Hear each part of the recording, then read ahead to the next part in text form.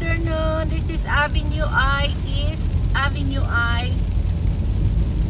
It's raining karong adlaw.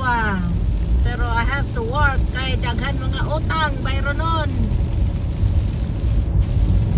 Muna ang akong everyday routine, everyday. Dinhi ko mo agi paingon na sa trabaho. Avenue I of Lancaster. Siko so keng ulan hanggang Saturday pa ni ang ulan, gahong weekend. Nya bakasyon na sa mga bata, kind of quiet. Walay mga estudyante kay kuan man bakasyon na nila. So karon naginusara ko din sa dalan.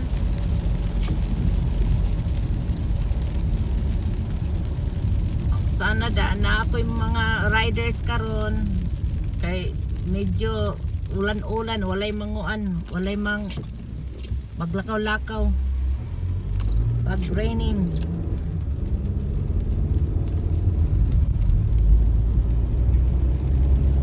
Muna ang Lancaster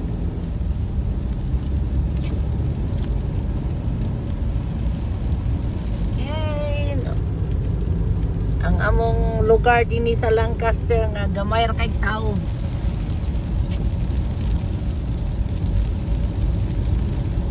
Hapit na ko sa city. 15 minutes raman mi gikan sa akong balay paingon sa city of Lancaster. Oni